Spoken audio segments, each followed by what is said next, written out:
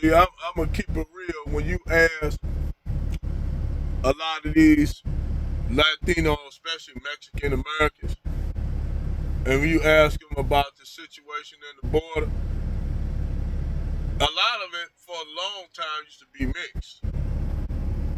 A lot of them was for illegal immigration. A lot of them was against it because a lot of them said, well, it make Latinos, Mexicans particularly, look bad by a lot of them coming across the border. But the funny thing is, a lot of them don't even be Mexican. A lot of them be from El Salvador, Guatemala, Honduras. Shit, they be all the way from Panama, all the way from damn near Colombia. Even one time you had some illegals coming from Brazil. I don't know why they wouldn't want to leave Brazil, man. Brazil off the chain. But anyway, you had some that was coming all the way from Brazil, Haiti. A lot of Cubans come in through the Mexican side of the border. But the funny thing is, hell, you even have damn near Middle Easterners, Arabs and shit coming across the border. They get their name changed from Mohammed Wali Ibn Saud to Gonzalo Vargas real quick over there.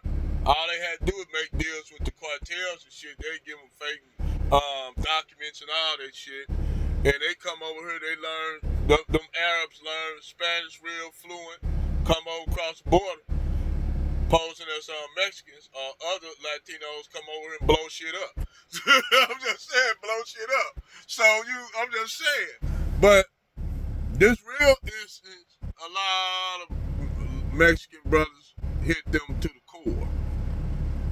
And this was his brother's 14-year-old daughter that called him at work saying there was somebody at the door, knocking on the door, trying to get in. He told his daughter not to go to the door, to go somewhere. He on his way. By the time this brother get home, he was looking for his daughter, don't know where his daughter is. Door kicked in. If they looked everywhere, he just happened to go look up under the bed, and he found his daughter dead up underneath the bed, raped, with her throat cut. Now just imagine how that brother feel to see your child up under the bed dead with her throat cut, being body just raped, little body just laying up there under the bed. And the guy they caught, he was from, I think from Guatemala, like I said. First thing he said was some black men, Negros, made him do it. So they always throw it up on us. So you see why a lot of us black Americans against immigration, because what they do, they dumping all them Latinos in the black community. They get dumped in the black community. I was down a couple weeks ago down there down there outside of Texarkana. You see a whole bunch of Mexicans. They just not Mexicans. They could be anywhere. They be from everywhere.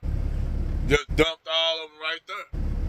You don't know, these guys don't got no documentation, no criminal. You don't know if these guys criminal, rapists, any of that shit. So you got a lot of Mexicans particularly, they need to be worried about that shit. Because they not only dumping them in the black community, they dumping them in your community, especially in your community.